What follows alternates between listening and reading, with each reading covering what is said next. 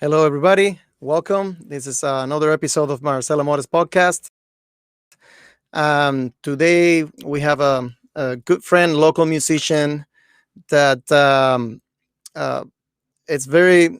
I like her versatility and approach when it comes to music and life. Her diversity of musical tastes and also ability to sing in different languages, which is I find really neat. And we're going to be talking a little bit about that. And she's also a songwriter and a teacher. Without no further words for the introduction, please welcome Shelley Meisner. Meisner. Hi, Shelley. Hi, Marcel. How are you? Sorry, I tried to get your last name. I think I got nervous. No, you got it. Yeah, Meisner it is. Meisner. Yeah, yeah. Yeah. So yeah, Canada hosts people from all over the world. You said yours is from Germany originally. Yes, my surname is from Germany. I think from a town that's actually called Meissen. Is that has to do with some of your immediate ancestry? Yeah, that'd be my dad's side. Yeah. I think it's Sweet. mostly Scottish, though. I think I have mostly Scottish ancestry. A lot of people in Nova Scotia do.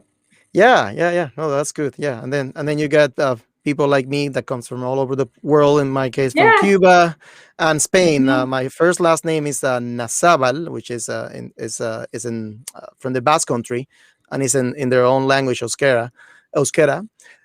And yeah, and as I mentioned before, in Latin America and Spain, we keep both names, father and mother, so it's Nazabal Amores. Yeah, anyway, just enough about surnames and ancestry. We're going to talk about you today. And yeah, I'm very happy to thank you for accepting. I know it was kind of like a last minute shot, but I appreciate it. And yeah, so as I said, you're a musician, a songwriter. I think that you have shared a couple of your songs with me before, and a teacher. I think it's going to be a really interesting conversation. Please tell us a little bit about yourself and overall your life and how you fell with music. Well, I mean, in terms of my life in music, since I was just really little. I think literally I was singing before I could talk. That's what my family tells me.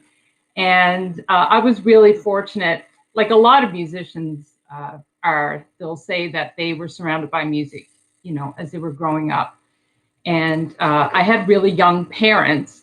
And so they were into all the pop music at the time, but also, with my grandparents, I was listening to lots of old country music. So the gamut. And what I liked to do the most when I was a kid and as a teenager, I would sing along with all the records and the 8 tracks and try to emulate all the singers and all the harmonies of the bands and so on. So I have never studied music formally. I don't have music theory, etc. But if being a musician comes from practice, then I'm a musician because, Oh, you know, over 50 decades of just practicing, you know, singing, emulation, and, through all that, it's like instrumentalists too. You come to develop your own voice, your own style through years of doing that. So I think that probably I did manage to develop that after a few years of copying some of my idols. absolutely. Isn't that the way we learn, anyways, by copying Yeah. and repetitions. I think I do value a lot the music education system, because it gives you a lot of discipline. It puts like it implements like sort of like a high level to achieve and be competitive. In my case, my music formation was very informal as well, and it was later in life that I actually got into playing instruments. But yeah, it was everything by ear, by repetition. And the first instruments I started playing, the guitar, and then I went into the crazy journey of the Spanish bagpipes. It was all by ear, and you'd be very surprised how like how fast people. I mean, it was not me and you. Everybody can learn really fast. The other thing that helped me a lot is choir. I sang in Uh, first choir was at university, at college, and that was wonderful. That some one day they gave me like a music sheet, and I said, "No, I can't read." But then I remember there was a trained singer, and then most of the university students, they didn't have like music formation, and then we were able to follow all the notes, and from the perspective that someone that has been at the conservatory the whole time, that was impressive. But um, that is someone that has taken advantage of the educational system, but that doesn't mean that we can get there in different ways. yeah, yeah, Yeah, you and I think for me, Chris, my partner, of course, Chris Churchill, plays bass with you a lot, is phenomenal. and yeah, he's great, and in many ways. Uh, but yeah, I think that my musicianship and my musical interest broadened a lot after I met Chris. In terms of the music that I began to listen to, and to begin to integrate into my own thinking about songwriting and performance, and the kind of music that I would go on to perform. For example, we had a band that toured around the Maritimes over a period of a few years, and we played bossa nova music and the music of Jobim, and I sang many of those songs in Portuguese, which you hinted at. Sweet. Um, Love and it. it's kind of a funny story because again, with the emulation, right? Because I don't speak Portuguese, I'm not fluent in Portuguese, but I studied really hard to get those sounds of the words in the language. And lots of times we would play in a theater, and it would be the intermission time, and I would see an audience member would come up to me and start speaking to me in Portuguese, and I went, "Oh, no, I don't speak in Portuguese." And they would be surprised, and they'd say, "Oh, you pronounce the words very well." And I said, "Well, if I were to speak to you in Portuguese in the words that I know, you would think that I was either in love with you or we were going to break up, because that's what a lot of the words and the sentences that I know." So that's just an example of the people that you meet, and the music that you get to know really influences what you in turn want to try yourself, and it's a fun challenge, right? I mean, you know that yourself. What was the name of the band? Oh, we were called Beyond Brazil. Nice. Nice. Yeah. And I one thing I was just thinking about that, because yeah, I remember you mentioned before that you didn't speak Portuguese, but I think that the last concert you did with Chris and several musicians at the church, you sang like I think a Portuguese fado, and Yes, I did. Yeah. and it was wonderful. And then Thanks. what I'm the question and the interesting thing maybe to discuss a little bit about is that you may read the lyrics and maybe you translate it into English to have an idea maybe of that, but somehow through music, not speaking the language, you were able to connect to the song, because I felt it. I my Portuguese is not perfect, but I speak Portuguese fairly well, and my comprehension of Portuguese is fairly good. But I was understanding the lyrics, and I could see that you connected to the song. And then, like, how, just to talk, how is that possible that maybe we don't fully understand the words, but we're able to connect with the lyrics? So in the example of you, not speaking the language but interpreting a song in a different language.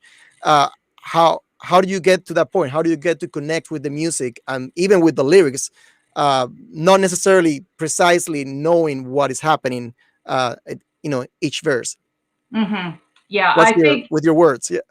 Yeah. I think the example that you chose, the fado is far more demonstrative, and that emotion comes through just in the music. I mean, fado is synonymous with angst and expression, and if you didn't speak Portuguese and the lyrics were actually describing the pattern of the tablecloth, you'd still feel something, and I think that's where I connect to it. It's the plaintive sort of expression in the vocal, and just kind of leaving nothing unsaid or unexpressed.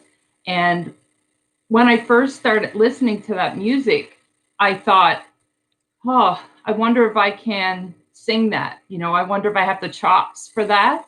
But I worked at it, and I came up with something that I was pretty happy with sharing with other people, and it's very gratifying to be able to do that.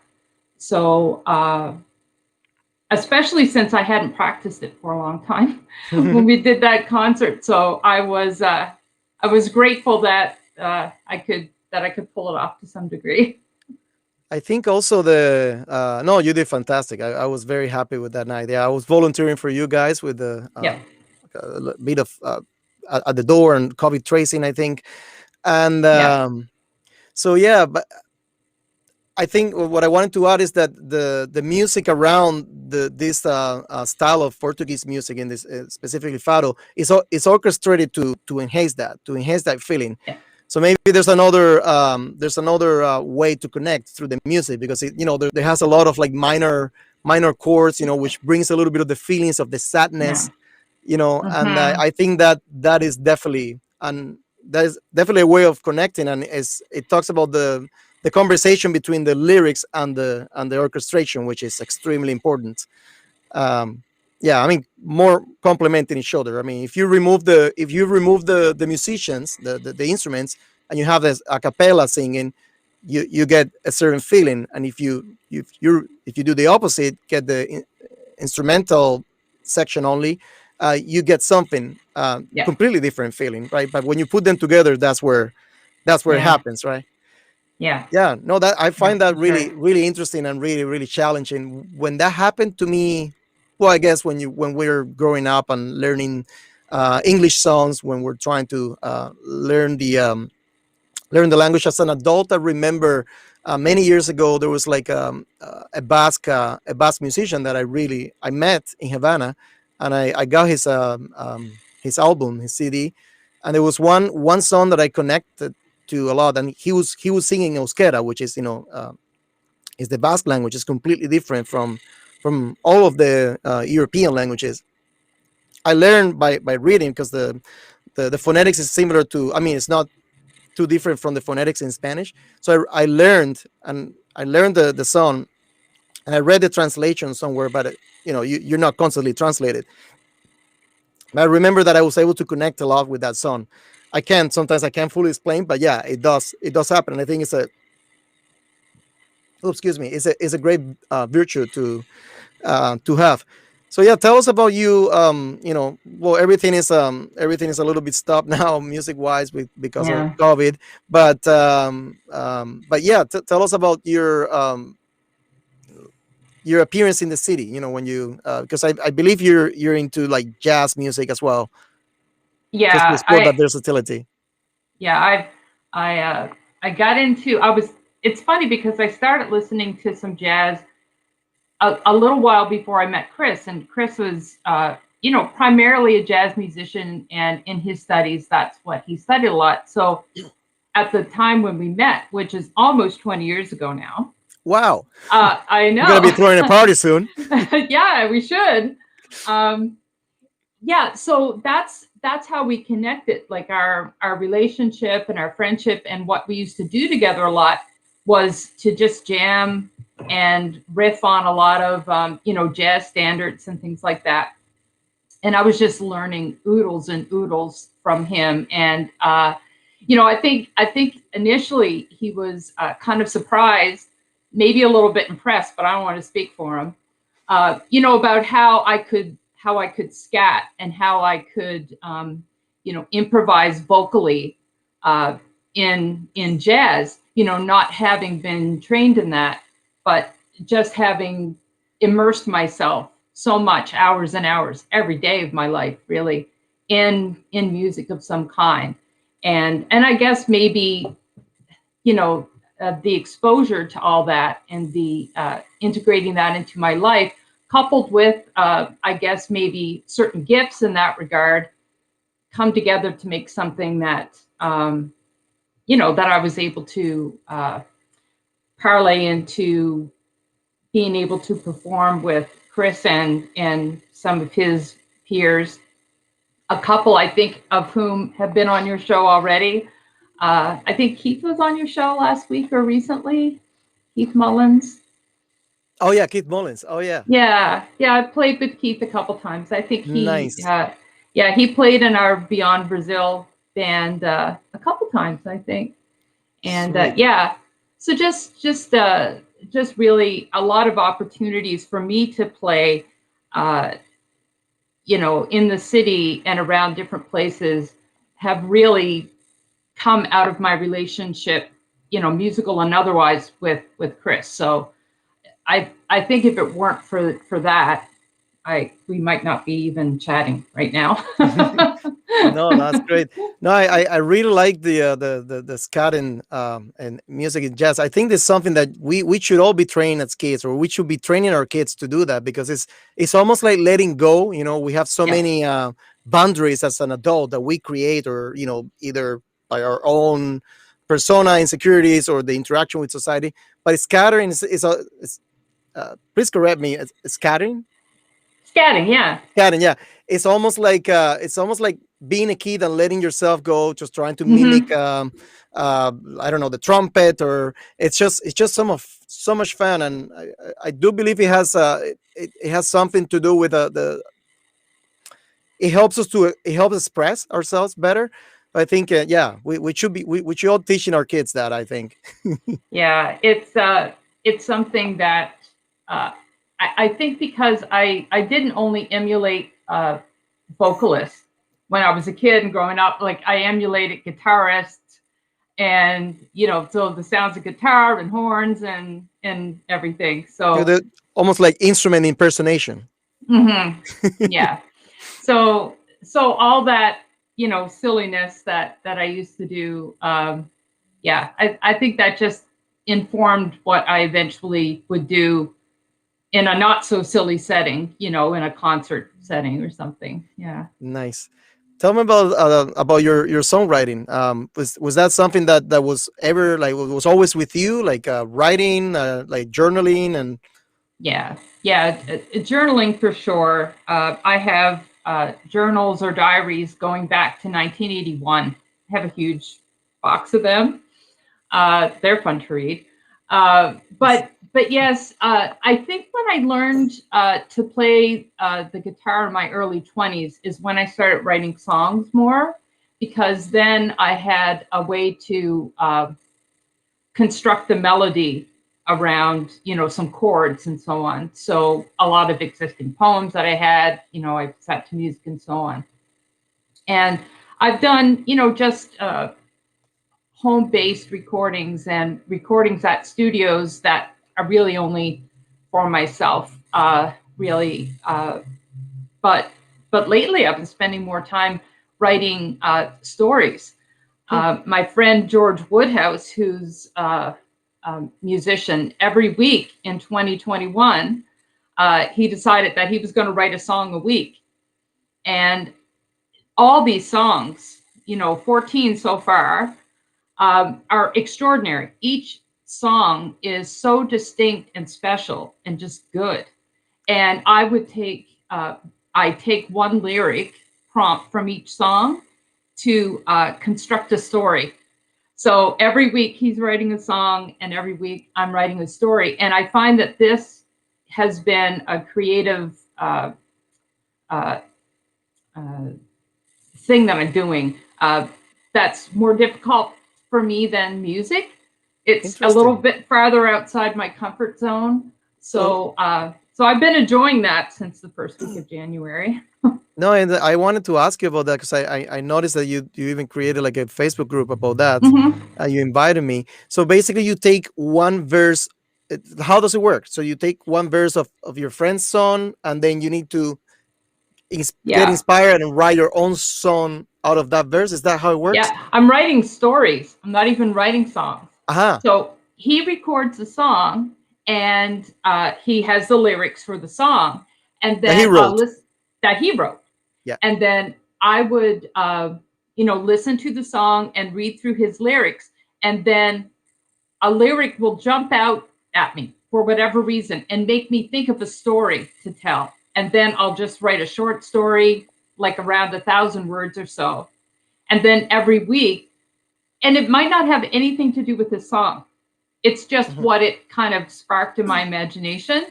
So it's something. It's been an important part, as COVID continues, and I'm teaching online completely now. So having an extra something creative to occupy myself and to bring that challenge has really been great for me. And whether or not anyone really reads them very much, that's just a bonus. If anyone reads them and they like them, but really, it's just for me, just a practice for myself, a creative writing practice, and No, no, that's it's it's a nice synergy, is what I call it, between what George is producing every week, George Woodhouse, and what I'm creating every week as a story on Woodhouse Reflections, which is the name of the Facebook blog, where the stories show up. So That's really interesting because yeah, yeah, I saw a couple of the feeds and I read a little bit, um, and then so you're sharing it with some friends to kind of be informed with what you guys are doing. Maybe you guys should put yeah. something together afterwards. Maybe, we kind of hinted at, is there any way at the end, but there's going to be a huge volume of work. When we come to the last week of December, we're going to have 52 stories and 52 songs, and oh my Nice. gosh. That's quite a challenge. That's quite a challenge. Maybe yeah, maybe yeah. That's yeah. Then which you should probably like take something from that and throw it out there so it give people the like another incentive to do something similar to that because as you said it's a little bit therapeutic with all this Yeah, covid craziness, and it's it enhances your creativity, your intellect, and you're producing art, you're making a product yeah, that potentially, well, it might be for your own satisfaction or your friends, but it could turn into something that you could share with others. I find the project itself really interesting, so that's I wanted to ask you about that. And yeah, I don't know, let people know how to interact with it, or you should probably make a selection at the end of the year of some, and then yeah, maybe put something together. You could put a concert, storytelling slash yeah. concert. That would be great. Maybe, yeah, yeah. And I've talked to a couple of people about that, just musing about it. Um, I guess I'm so accustomed to, the things that I do creatively as being something that remain fairly private or personal. So going ahead and putting the stories on Facebook, felt I was really conflicted about it, because for a number of reasons. And I think a lot of, artistic people feel this way sometimes. It's like, well, does anybody really care? Is this just vanity? Uh, you know, is it not just enough to write them? But then I just decided, George is sharing his songs, I'll share my stories, and then once it's out there, what anyone decides to do with them or how they want to interact with them is their business and not mine. Mhm. I like that idea. I like that idea a lot. And yeah, social media could be tricky sometimes. And I understand. Yeah, I'm the same with you. When it comes to what do we want, what do I want to share here? But I think it is encouraging. It is a really interesting, interactive, and encouraging project that, as you said, people can just enjoy that, but you may give other people that are, have yeah, access to that, the idea, oh, maybe I can just start something similar, or maybe I can, it sure. reminded me, maybe I can read George's song, and then I can write my own song from out of it, or I can write my own story, or I don't know, something different. uh, Yeah, in that capacity, I think that the sharing is very important, because you're improving yourself, but you're sharing your experience, and with the purpose of reaching others and potentially helping others to figure out their uh, yeah, creativity sure. mechanism. Yeah, because you never know. You never know. You and I can both think of many, many songs or stories or movies that have moved us. That our lives would be, you know, less if we didn't have those experiences or those songs that we love, or something. So yeah, I think it is important to share because you never know. And being a teacher also, I spend a lot of time encouraging my students to, take risks and put yourself out there. So I thought, well, I should, follow my own advice and do it too. Because I've had a couple students over the years who, are have their own uh, blogs and things that they keep to, in a variety of different topics, or just to riff on topics, or something like that. So yeah, I think that there are so many ways that we can express ourselves, and so many media through which to share. Um, there's just so much out there too, right? There's Yeah, so no, much content out there. I like that, that the path, your path in life brought you to become a teacher as well, and that you have that in you to teach other, and to share the knowledge. And yeah, I remember, like, the last time we met at your patio with Chris and all the other friends, that story you about a homework that you assigned to to your students, where you got them to research. It was like a kind of like environmental research, and Mhm. you got really good feedbacks from that. So yeah, I think that for you to use creativity to take that to a level of teaching, I think is great. Maybe if you want to share like one story, or like some of your approach when you're teaching. Well, I teach adults, and I teach the adult learning program that Hmm. is run through NSCC, through the community college. So all my students are at least 19, and sometimes they're up to 65. Like, there's a wide range, and great, great people I've met over the years. But when students are going through regular high school, there's always art courses to take, and things like that. But we don't offer that as a course in our program. So as the communications teacher, and I teach geography as well, I I like to offer students the opportunity to respond to um, some content that they've read, or things that they've studied, in a creative way. Maybe it's through a painting, maybe it's through a song. For example, last year I had a student who decided to respond as the end of the project. After studying Macbeth, he wrote a story about Macbeth, a song about Macbeth, and he performed it in the class, and recorded it and everything. And the students were just his other students were just blown away.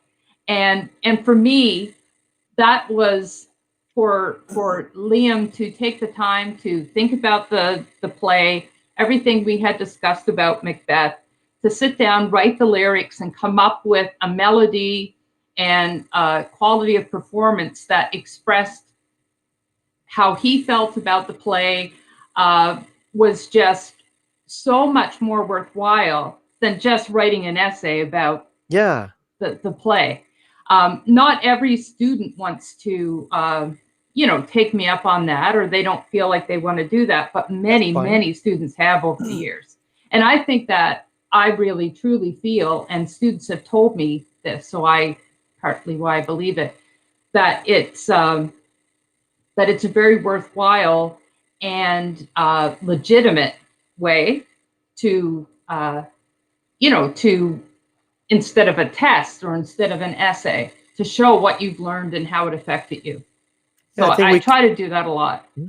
I think we can't. No, thank you for sharing that. I think we can't stress this enough, because how the way music impacted our lives, it also enhances cognition. There's plenty of studies done about music and like and enhancing cognition.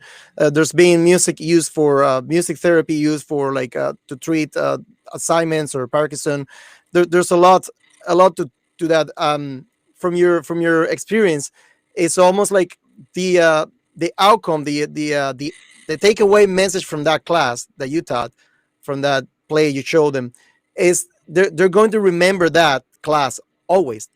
Therefore, because of the experience, the last experience they had, like your student Liam performing a song about that, they're not going to forget about that. Therefore, No, a lot of the content is going to be retained better I agree with because you. music Yeah, is used through it, and it's yeah. I think we can't stress that enough. We should continue to do that to become smarter, actually. And it's yeah, yeah. And I think sometimes with lots of art, maybe not music as much as some other forms of art, like drawing and painting, people tend to let that go by the wayside, sometimes when they get older. Not everybody, of course, but I think a lot of people do, or they don't know if it's a good use of their time, or so I try to put that in front of students as options and ways to yeah. express themselves. But how do you um, encourage them? Like, well, I very often, like when it comes to big projects that come at the end of a unit that we've been studying, perhaps they would like, depending on what their own interests and skill levels are, or what they'd like to develop skills around, make a video about it, go and interview someone about it, or paint a painting. I've got a whole gallery of paintings in my classroom of students who have painted pictures in response to work that we've been studying. Uh, I had a student a few years ago. She was going to be going to art school, and almost every assignment she did for my communications class was wrapped up in one big project that she did, which was she created a book, an illustrated children's book. And she would work on it in the classroom, and other students would come in and they'd be astounded at the quality of the artwork, the clever little charming story that she was telling. And I know that it was inspirational to the other students to feel like, wow, I wonder if I could do something like that, or gee, I haven't done anything like that for a long time, or yeah. and it's so much a part of the human experience, and sometimes we just I feel like we should carve out some time. I mean, lots of my students are very busy people with a lot of responsibilities, children, maybe aging parents to take care of, maybe they've got a couple jobs and they're going to school full time. It's really super hard. So that's why I like to say, well, this is part of your schoolwork.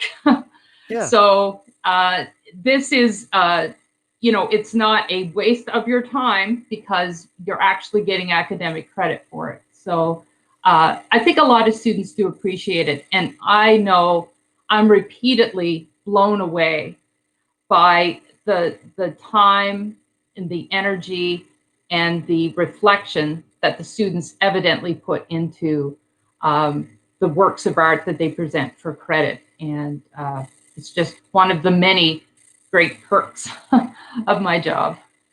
Wonderful, wonderful, wonderful. That's a great experience, and yeah, and I I think that's the way to go, to encourage people to do more, because when you get encouraged, other people will feed from you. And yeah, not to stop ourselves, we all have been in those shoes, right? But Yes. it's important to have these conversations and to kind of um, recharge us and Yeah, for continue to do sure. that. Anyway, I know you're short with time today, but yeah, thank you so much for giving us the time to be in the program. And yeah, it's been wonderful. And as I said, yeah, it's a great combination: music, musician, songwriter, and teacher. That's wonderful. I will continue. I will continue to pay a bit more attention and read some of your stories at these times. Now that I know how everything works better, that I think it's a great initiative, and I encourage people to do the same. You know, Yeah, me too. Me too. Thanks for asking me here today, Marcel. It's been fun. absolutely. Okay, Shelly. Yeah. See you soon. Hopefully, I think maybe I have sometime soon Chris in the program, so that'll be exciting. Yeah, yeah. That sounds good. Okay. Anyway, have a good We'll one. see you Thank you so soon. much. Okay. See you Bye. soon. Bye.